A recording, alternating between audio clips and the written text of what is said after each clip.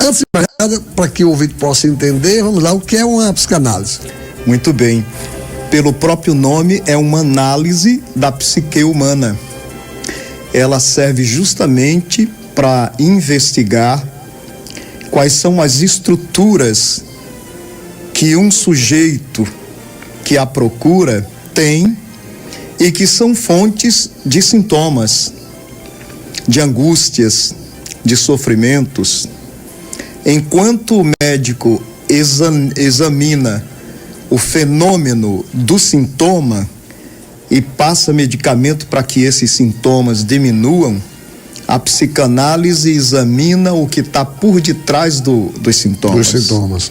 Examina o que é a estrutura que pode ser causadora desses sintomas. Sintomas como depressão, sintomas como as diversas angústias e sofrimentos, sempre tem por detrás uma estrutura psíquica, uma estrutura que é geradora desses conflitos, que é geradora desses sintomas. Então é isso que a psicanálise examina, analisa a estrutura por detrás do sintoma. Como eu posso descobrir, né, que eu estou precisando de procurar um profissional dessa área? Em grosso modo, todos nós precisamos de um autoconhecimento, de saber por que é que nós funcionamos de um determinado jeito. Por que é que eu tenho pensamentos obsessivos sobre alguma coisa, por exemplo? Por que é que eu tenho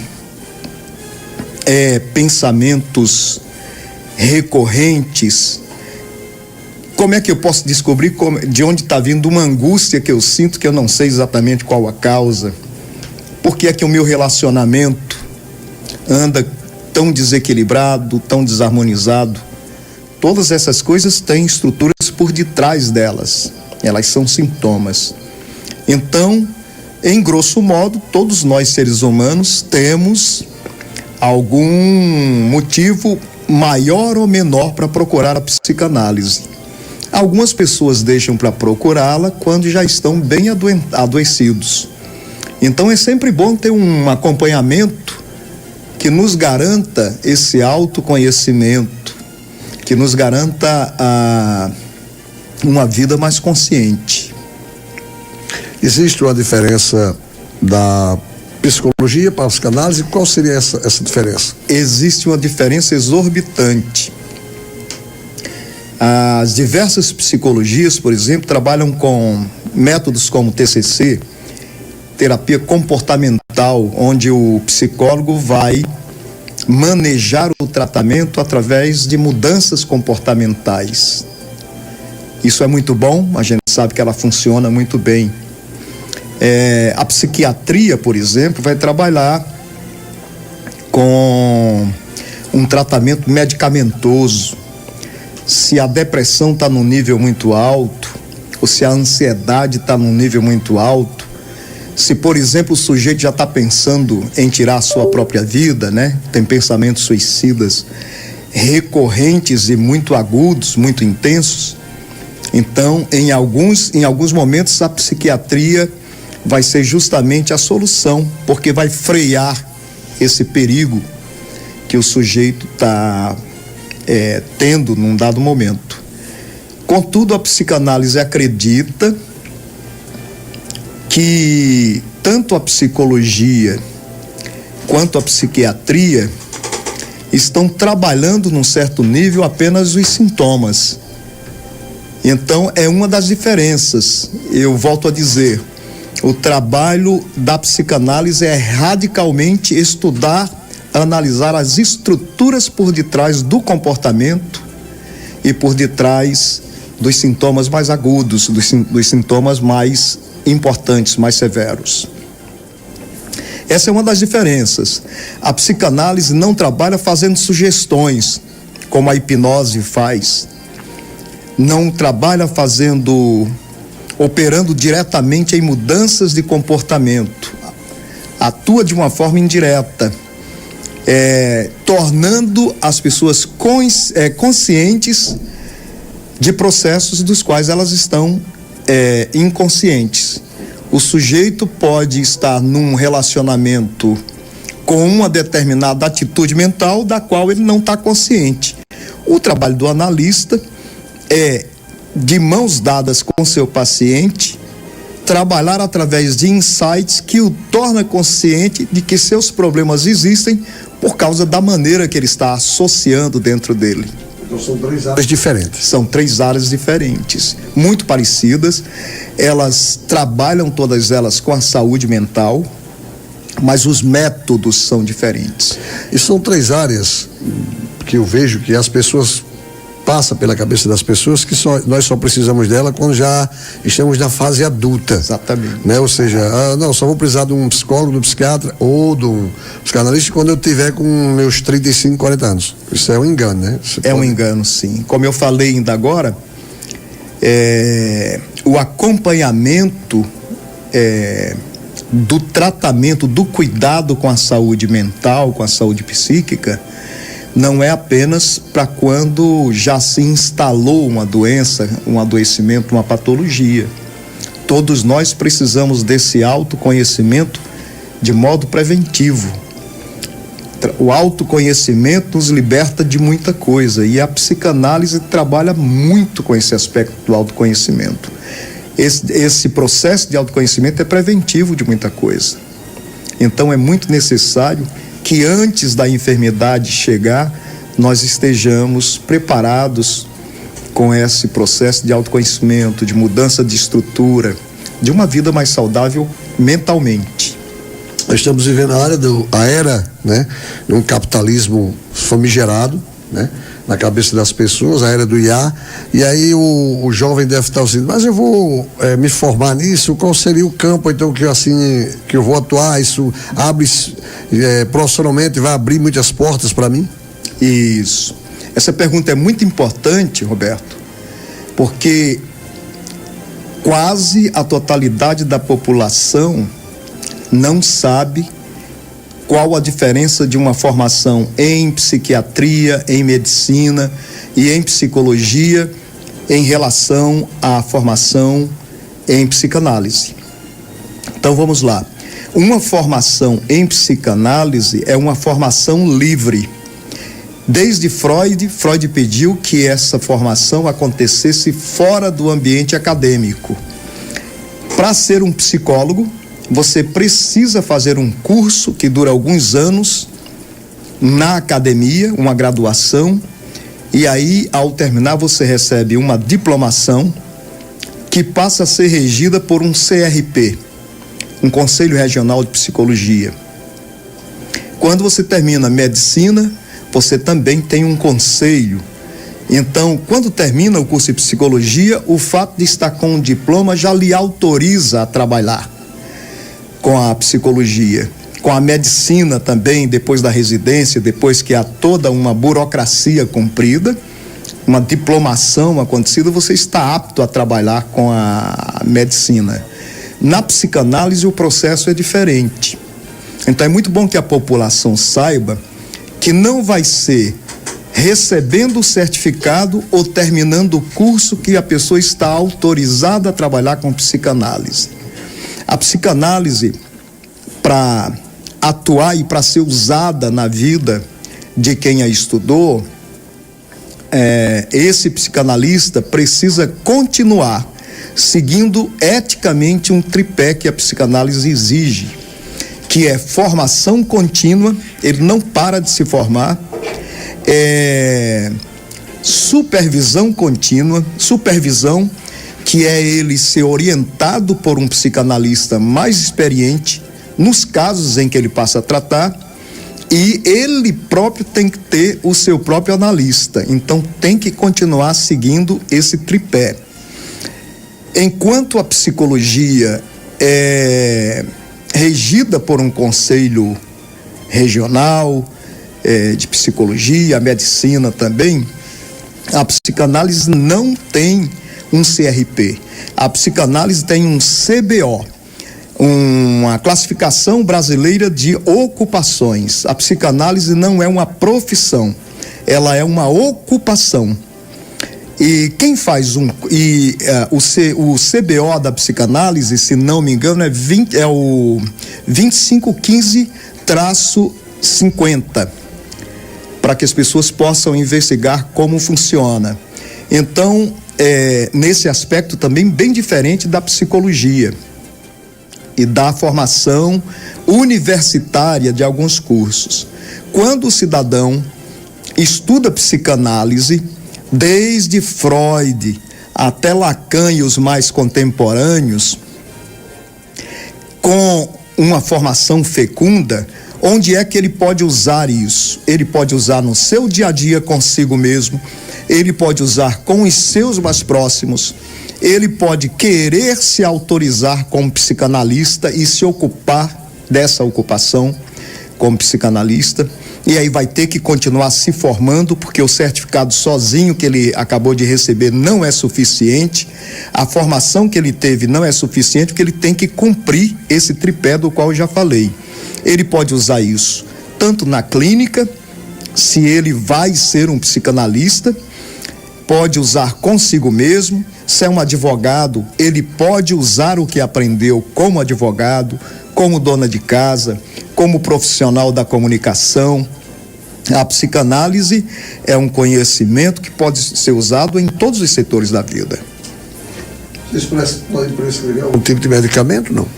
Não, a psicanálise não prescreve medicamento, nem para a continuidade da administração, nem pode suspender o medicamento passado por um psiquiatra, por um médico. Não compete à psicanálise suspensão ou prescrição de medicamento. Isso fica a cargo do médico. Quem são os grandes pensadores dessa área? Freud é o pai, né? Em Viena, onde morava, Freud é filho de uma família, ele era judeu de família, era neurologista, médico neurologista, e foi ele que desenvolveu os primeiros passos da psicanálise, porque as mulheres, os pacientes chegavam com alguns sintomas, como paralisia facial, cegueira, e quando examinados não encontravam respaldos fisiológicos e eram dispensados, como se tivessem apenas ocupando o lugar de um paciente verdadeiro. Então, Freud é o primeiro a dar atenção a esse sofrimento e buscar solução. Depois você tem, a gente pode citar outros como a Anna Freud, que é filha de Freud, Melanie Klein, que era também um estudante, uma aluna de Freud. Nós temos na atualidade Lacan, Jacques Lacan. Jacques Lacan é um dos mais respeitados psicanalistas da atualidade. Então, a psicanálise é um saber que evolui, continua evoluindo todo o tempo.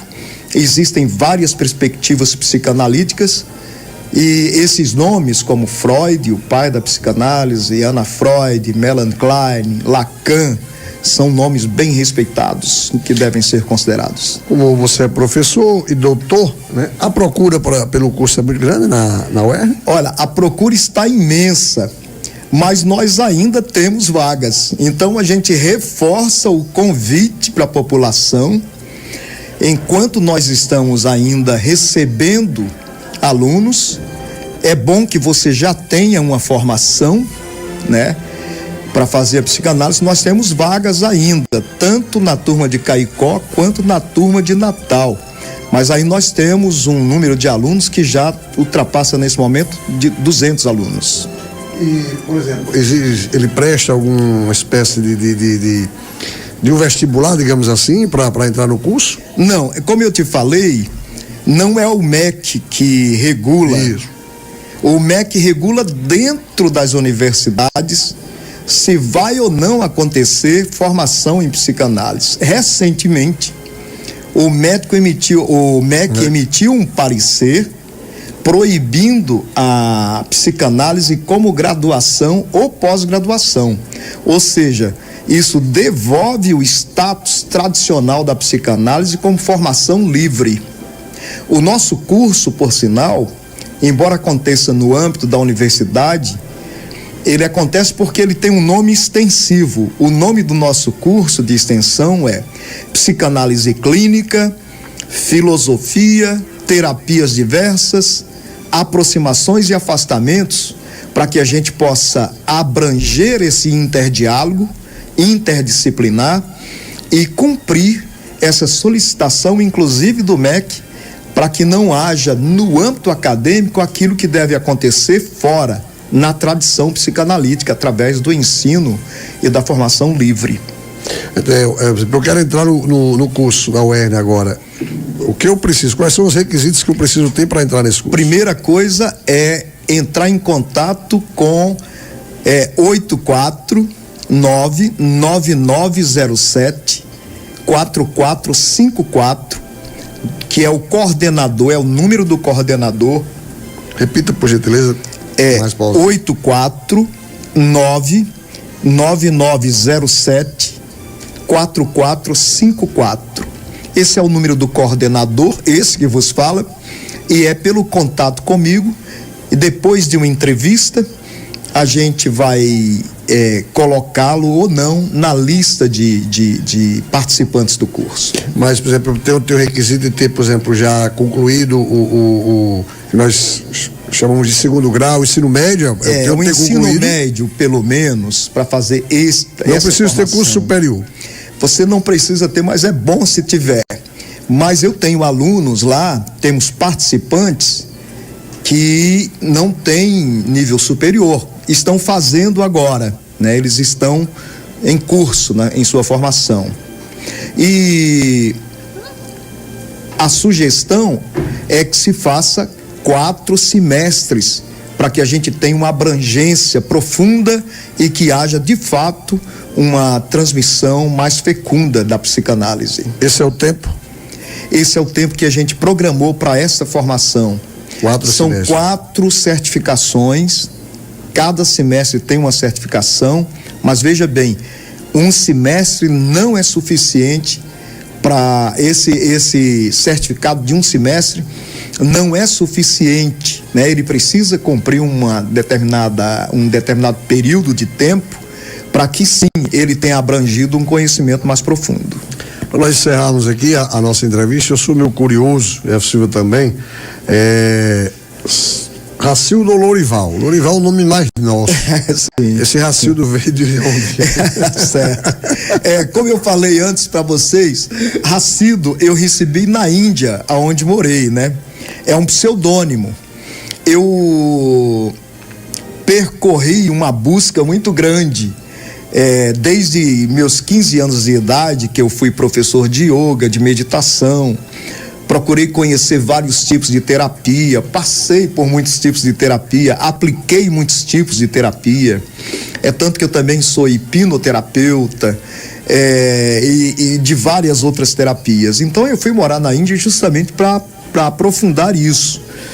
E nessa minha busca, eu me batizei em muitas religiões, pelo menos em 36. Então, não, no mundo, né? Na diversidade religiosa. Eu acabo dizendo que ninguém vai brigar comigo por causa de religião, porque a diversidade religiosa com a qual eu convivo fez de mim uma pessoa de alma aberta, né? Então eu não tenho preconceitos. Esse nome veio de uma dessas vertentes. Eu já deixei, mas o nome ficou, né? Significa o quê? Racildo significa aquele que ora para Deus, aquele que vive da graça. Ah, interessante. Roberto, e conversando aqui com o professor e o doutor, ele é nosso, é sangue seridoense. Ele é nascido na cidade aonde nasce o rio Potengi, Cerro Corá. Clima gostoso, cidade muito bacana de se viver, de conviver, de pessoas simples e humildes, como ele chegou aqui, já se enturmou e quem sabe em breve vai voltar, né, Roberto? A 106. Vamos falar sobre hipnose. Falar qualquer dia sobre hipnose. Eu vou aproveitar para mandar um abraço para os meus conterrâneos, né? Aproveite, pode ficar à vontade. Que certamente também assistem vocês, né? para a turma de Cerro Corá, minha cidade querida, né? É isso aí. Vamos falar sim sobre hipnose também, que é outro assunto muito, muito interessante. Ok. Obrigado, professor Racildo. Muito obrigado vocês pela força que tem sido dada, pela assistência que vocês têm dado a esse projeto tão importante da UERN. É a forma da UERN devolver à população o dinheiro que a população dá para manter a UERN. Então não esqueça, esse espaço é seu, é por direito, é uma forma de você ter de volta o apoio que você dá à universidade pública como a UERN. Beleza, pois são 12h31, eu vou, enquanto o bloco começar, eu vou perguntar aqui ao professor se demora muito a gente aprender a hipnotizar o povo. Eu quero hipnotizar